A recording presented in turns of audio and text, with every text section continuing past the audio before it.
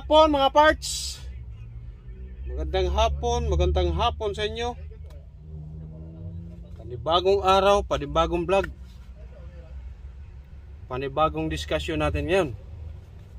Panibagong pagpaliwanag. Ito mga nakalimutan ko, bago ito.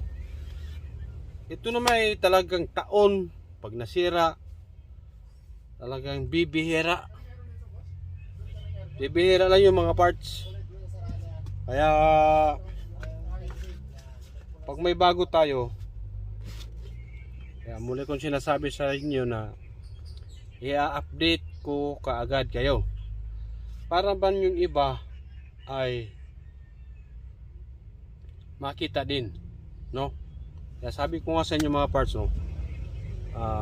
Kung sino man yung mga nag-subscribe na sa atin, yung mga followers na natin, kahit mga ilan lang mga parts, share nyo lang naman para naman makita naman ng iba nating mga mamimili na nagbabaka sakali baka walang makita dito kay mga parts kay Simpay walang imposible pag kayo nagtanong.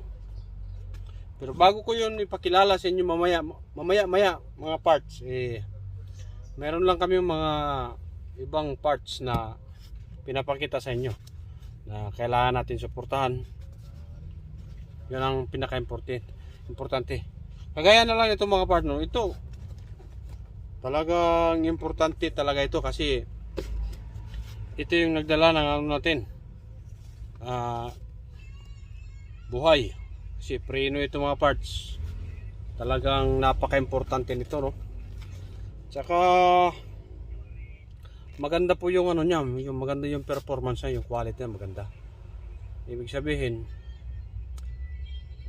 hindi siya masyadong mga parts, hindi siya masyadong mataas yung price. Kaya sabi nila, ipakilala.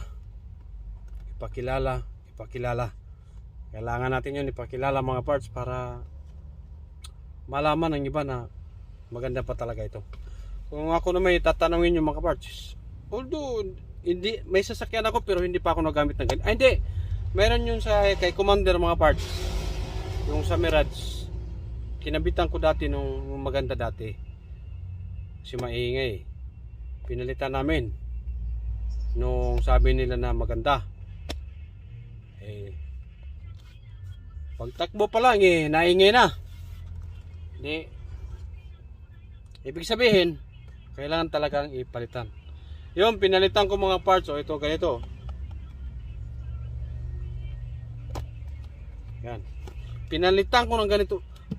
Gamit ngayon ni Commander mga parts. Company car yun ni Commander. Ayos. Ibig sabihin, ikaw mismo, kung ikaw nakagamit, malalaman mo yung quality ng anong kalidad ng iyong ginagamit. Kung tumagal lang ito ng mga 2 taon pwede na yun mga parts, palitin na. Depende sa takbo nyo o araw-araw, depende sa takbo nyo. Si G-Brake mga parts, 2 spare, 2 lang doon dito sa amin. Yung dala niya ang brake pad at saka brake shoe. Bakit naman mga parts natin ito binabanggit, no? Kasi gusto namin na makita ng iba na matry din yung ibang spare parts ni ROS na mga ganitong brand mga parts si G-Brake. Kaya sabi ko nga walang problema mag-endorso, magpakilala ng isang brand. Baka sabihin nyo mga parts yan mga ibang supplier dyan, yung mga hente makakita ng ating vlog. Wala pong ganun si ROS mga parts. Ako mismo, sarili ko lang ini-endorso ko yung pyesa na wala kang maririnig ng mga negatibo. Ibig sabihin mga parts, yun lang yun naman importante. Hindi kagaya nung ibang brand mga parts. May mga ibang brand dyan na titigas, natutuklap, maraming damage yung rotor. Yun, di ba mga parts, makakarinig ka ng mga negatibo dyan. Ito wala pa. Sa bagay ito mga parts, siguro hindi pa naman ganun katagal yung ni G-Brake sa amin. Kaya magmula na ngayon mga parts, no, wala namang masama sumubok. Kung sa tingin nyo po si G-brake ay hindi maganda, ay maghahanap tayo ng ibang parts na magandang quality. Pero sa ngayon mga parts, wala pa tayong mga negatibo na mga maririnig tungkol dito. Kaya sana suportahan po natin. Oh my God! Wow! Mga parts, oh, yung isa naman mga parts, ito, bahala yung iba kung magagalit. Bakit yan na ba? Yan na ba talaga? What the fuck? Yung panay pinapakita ba? Sinasabi ko lang mga parts yung katotohanan. Hindi yung pawang katotohanan. Sinasabi ko lang yung totoo mga parts. Mayroon naman talaga sadya mga mas mababa yung price, mas mataas. Pero yung mga mas mataas mga parts, hindi na sikat. Ibig sabihin, na-piece out na sila. Hindi, ibig ko sabihin, nandyan sila. Pero kagaya ngayon, siyempre nataas din ang value ng pyesa. Kaya ako nagtataka dito kay New Era. Bakit? Ganun lang. Siguro kung nataas siya, kakapiranggot. Siguro mga 2% o 5%. Pinakamataas 5%. Ganun lang sa kababa yung presyo. Totally talaga, may mas bababa pa kay New Era. Pero, hindi natin alam yung kalidad. Ibagang sasabihin na lang ng customer na makarating lang. What the fuck? Sa paruruunan. Di ba pangit yung mga part, no? Kaya siguro nagkakatuo yung mga ganun, nagkakatutuo talaga yun, sinasabi nila. Pagdating sa bahay, kinabukasan, sunod araw, isang linggo, wala na. Pero si New Era mga parts, hindi ka mapapahiya dito. Kahit saan kayo magpunta. Kasi yung performance niya ay the best para sa lahat. Yun lang naman importante natin, yun hindi tayo mabala parehas-parehas sa daan. Kaya tandaan nyo mga parts, si New Era ang bahala sa inyo. Kaya New Era. Yan.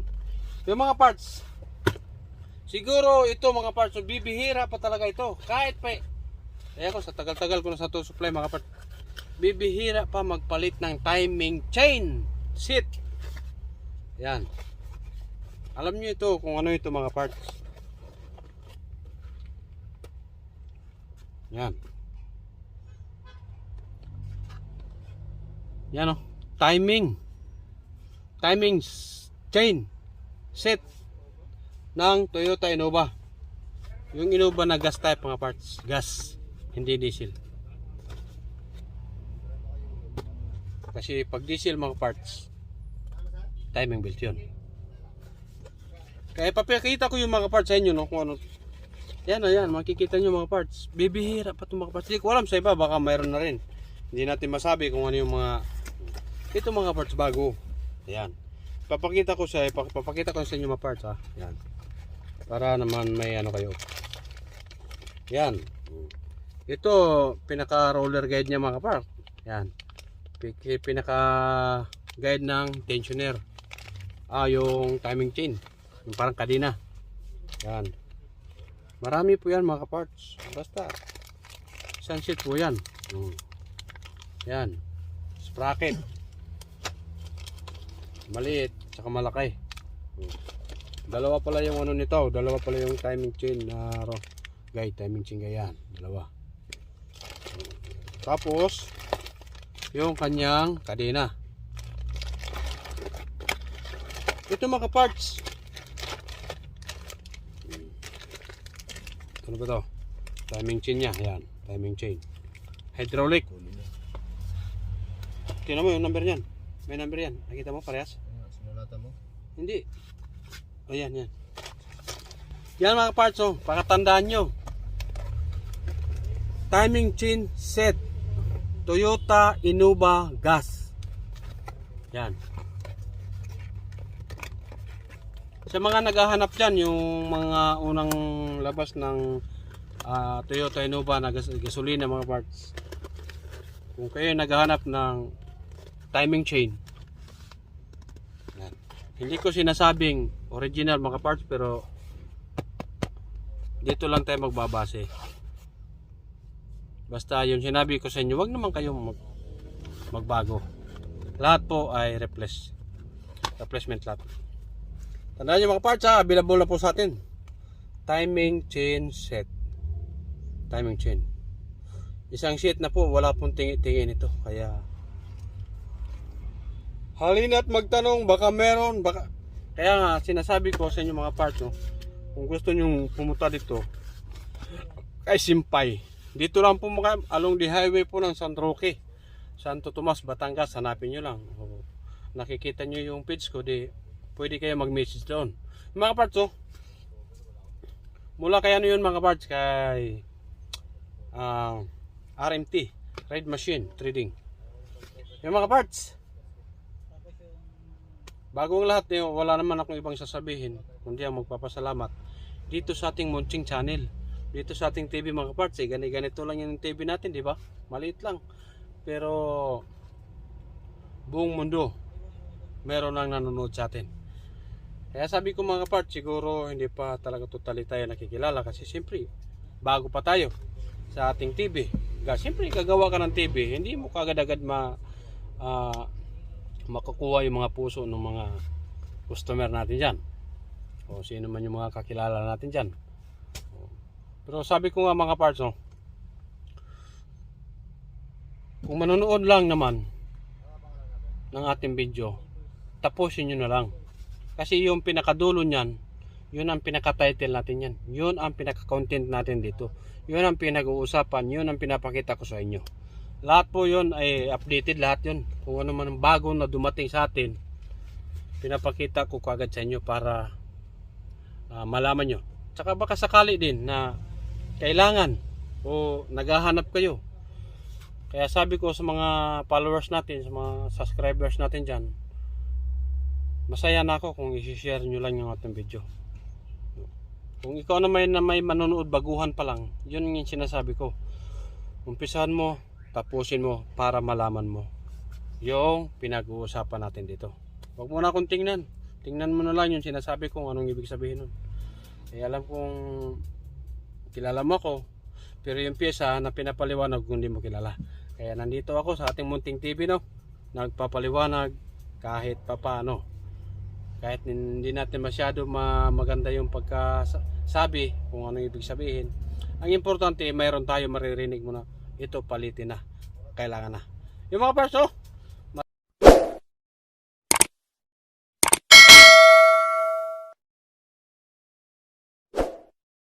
maraming salamat sa ating mga followers, sa ating mga subscribers, yung nagla-like, nag-share ng ating video. Muli ko kayong binabati ngayong araw, ngayong hapon, siguro mga alas 3 na. Hindi ko napansin oras, wala tayong time set eh. Yung mga parts, maraming salamat sa inyo at magandang hapon. Bye-bye!